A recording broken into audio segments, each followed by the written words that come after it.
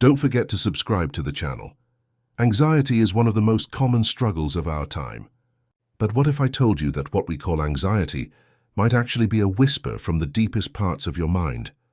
Imagine for a moment that beneath every racing thought, every sudden heartbeat, and every restless night, there exists an unseen force shaping your inner world.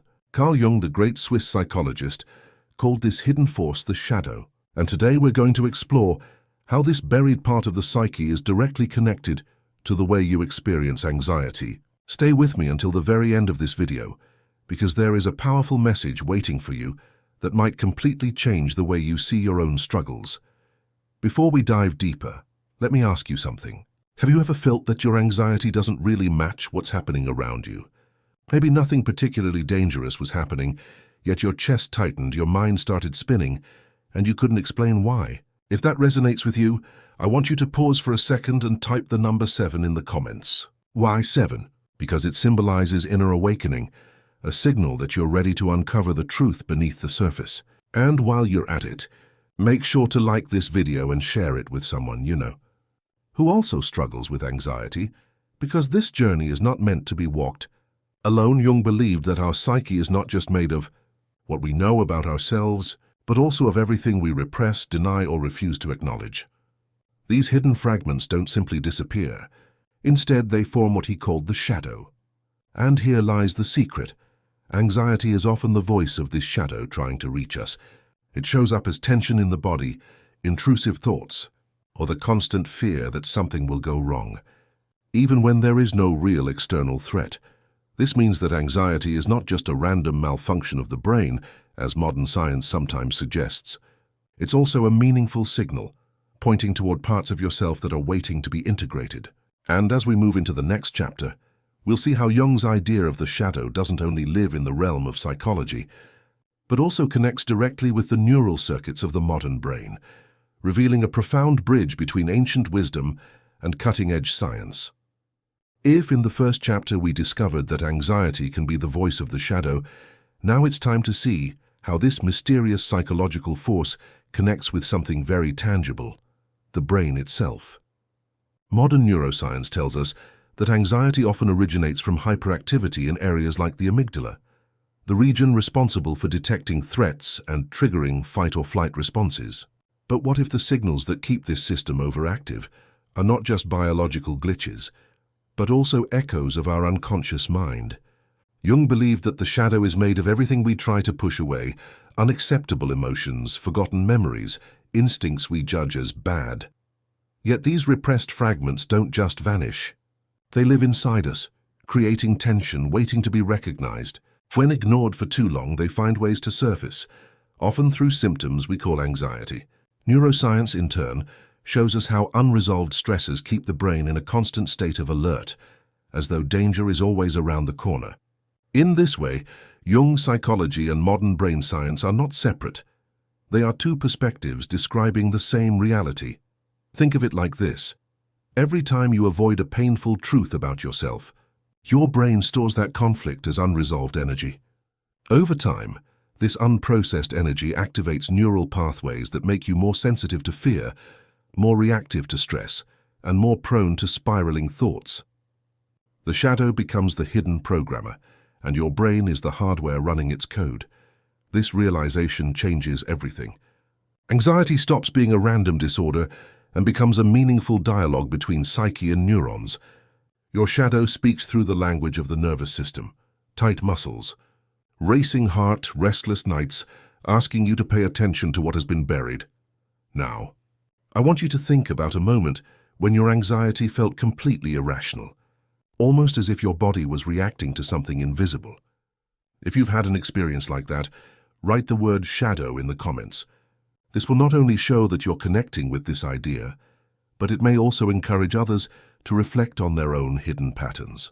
And don't forget, the most important message of this journey is waiting for you at the end of the video, so keep watching. In the next chapter, we'll go even deeper. We'll explore how Jung's concept of archetypes influences the way our bodies experience anxiety, showing that our inner symbols are not just abstract. They are written directly into our heartbeat, our breath, and the tension we carry in our muscles. We've seen how the shadow whispers through the brain, But Jung believed there are even deeper patterns shaping the way we experience life, patterns he called archetypes. These are universal images and forces that live within the collective unconscious, shared by all human beings across cultures and generations. And when it comes to anxiety, certain archetypes often take center stage, influencing not just our thoughts, but also the way our bodies react to stress. Think of the archetype of the enemy or the predator. Even if there is no actual danger in your environment, this inner figure can color your perception of the world, making everyday situations feel threatening. Your heart races, your breathing becomes shallow, and your muscles tense, not because of an external enemy, but because the archetypal image of danger is alive within you. The body doesn't distinguish between symbolic threats and physical ones. It reacts to both with the same intensity. Another archetype that often fuels anxiety is the critic or the judge. This inner voice tells you that you're not good enough, that you might fail, that others are constantly evaluating you.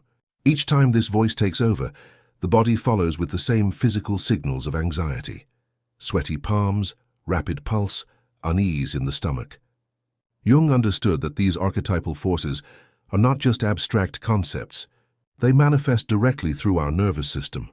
Modern research supports this idea. Psychologists and neuroscientists now know that chronic stress and anxiety activate the sympathetic nervous system, keeping the body in a near constant state of readiness for danger. In a sense, archetypes provide the content and the nervous system provides the stage.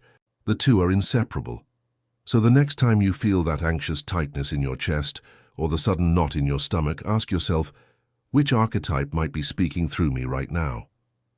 Is it the predator, the critic, or perhaps another figure hidden in the unconscious? Recognizing this connection can transform anxiety from a terrifying enemy into a meaningful symbol. Now, I'd love to hear from you.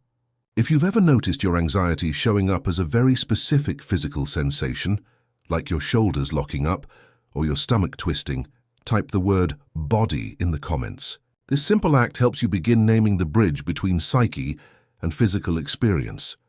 As we move forward, the next chapter will take us into Jung's idea of complexes. You'll see how these emotional knots, charged with psychic energy, can suddenly seize control of your thoughts and body, creating the perfect storm of anxiety in everyday life. Up until now, we've uncovered how the shadow and archetypes weave themselves into the anxious mind and body. But Jung introduced another concept that takes us even deeper into understanding why anxiety can sometimes feel so overwhelming: the idea of complexes. A complex is like a cluster of emotions, memories, and images bound together by a powerful charge of psychic energy. And when that energy gets triggered, it can take over your thoughts and actions almost instantly. Think of a time when a small event, maybe a comment from someone or even a sudden sound, made your anxiety spike far beyond what seemed reasonable. That surge wasn't just about the present moment. It was a complex being activated. Jung described complexes as splinter psyches, almost like mini-personalities within us that can hijack our state of mind. In the case of anxiety, these complexes often form around themes of fear, inadequacy, or unresolved trauma. For example, someone who grew up feeling unsafe might develop an anxiety complex around security. Even as an adult, harmless situations can awaken that old fear, sending the nervous system into overdrive. Another person might carry a complex around failure, and each time they face new opportunities, their body reacts with dread as though disaster is inevitable. The complex doesn't ask for permission. It simply pulls you into its grip. Neuroscience provides an interesting parallel here. Complexes behave like well-worn neural pathways. The more they're activated, the stronger they become. Over time, your brain learns to associate certain triggers with immediate anxiety, until it feels automatic. Jung, however, believed that by bringing awareness to these complexes, we could begin to dissolve their hold and integrate their energy into consciousness. So, how do we start? The first step is recognition. Each time you feel an out-of-proportion reaction, instead of judging yourself, pause and ask, could this be a complex speaking through me? By naming it, you begin to reclaim power from it. I'd like you to join in right now. If you've ever felt completely taken over by your anxiety, as though it wasn't even you in control, type the word complex in the comments. Sharing this not only validates your experience, but also helps others realize they're not alone in this hidden struggle. As we move into the next chapter, we'll open the door to the unconscious in an even more symbolic way. We'll explore how anxiety reveals itself in dreams and how those nightly messages can guide us toward healing the hidden wounds that fuel our restless minds. When we think of anxiety, we usually picture racing thoughts during the day, a restless body, or constant worry. But Jung believed that one of the most powerful windows into anxiety doesn't appear while we're awake. It comes at night, through our dreams. For him, dreams were not meaningless fragments, but living messages from the unconscious, often pointing directly to the fears and conflicts we've avoided during the day.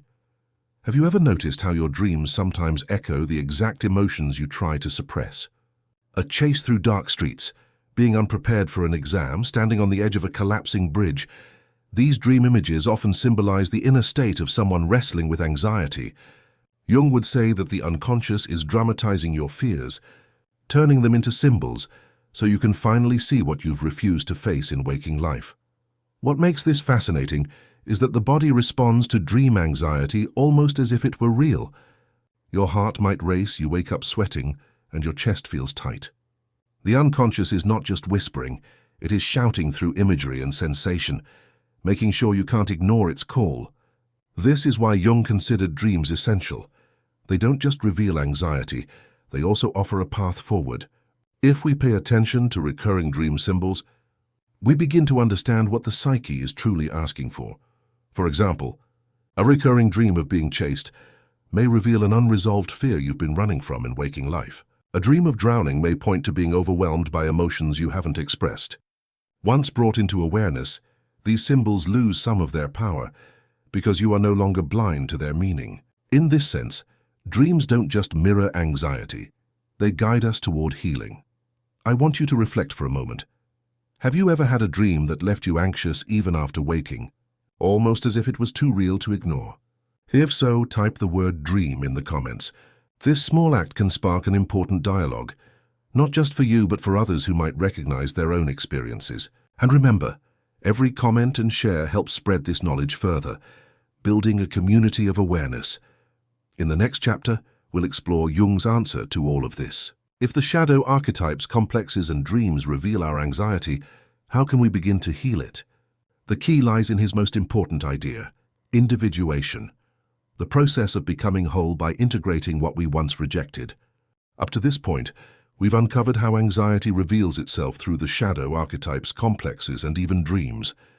But the question remains, how do we move from being trapped in this cycle to actually finding freedom? Jung believed the answer lies in a lifelong journey he called individuation. This process is not about becoming perfect or eliminating anxiety altogether.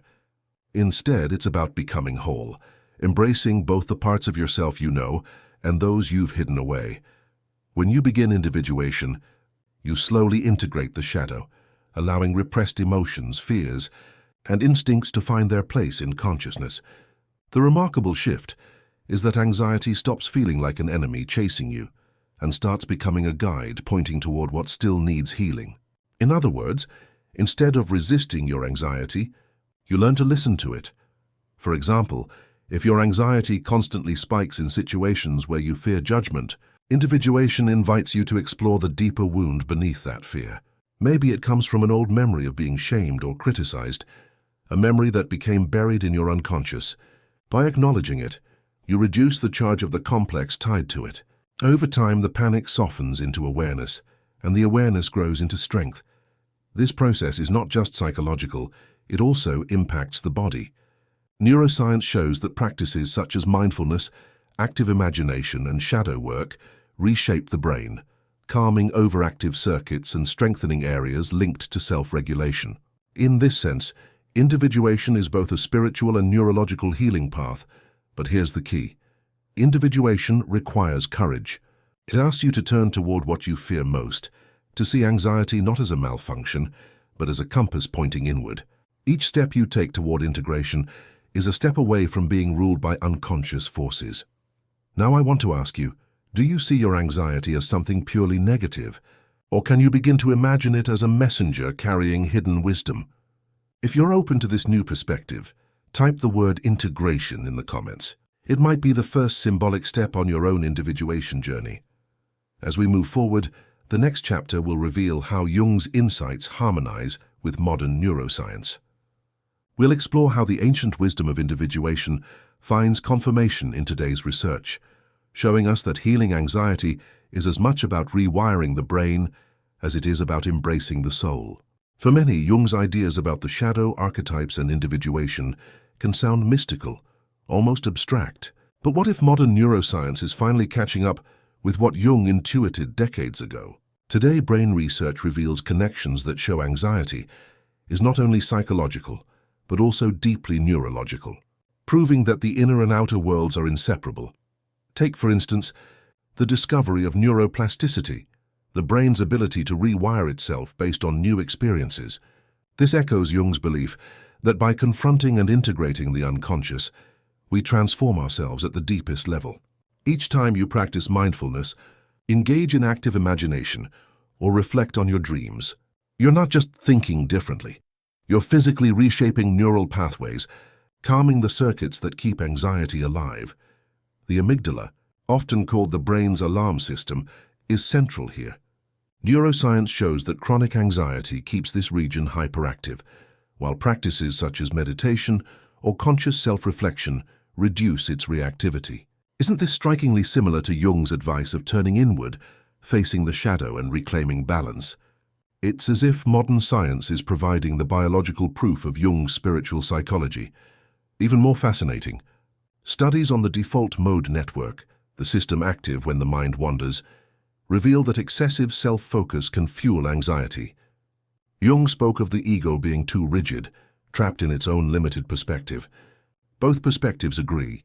Healing requires stepping beyond narrow self-centeredness into a broader awareness of the whole psyche. What this means is that your path to healing anxiety is both ancient and modern. Jung gives us the symbolic language to understand the meaning of our struggles, while neuroscience shows us how those struggles play out in the brain. Together they create a map that is both scientific and soulful. Now let me invite you into this dialogue. Have you ever felt that practices like meditation, journaling, or even therapy physically change the way your anxiety feels, like your brain and body were slowly being rewired? If you have, type the word bridge in the comments, because every time you share your story, you remind others that transformation is not only possible, but real. In the next and final chapter, we'll bring all of this together.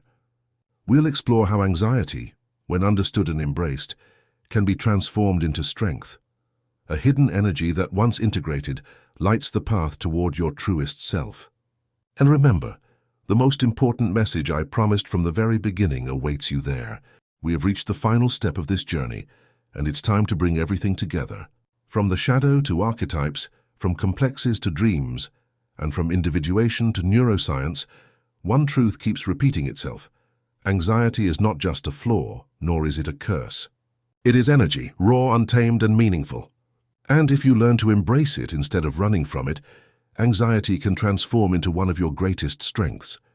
Jung believed that the parts of ourselves we resist the most hold the keys to our growth.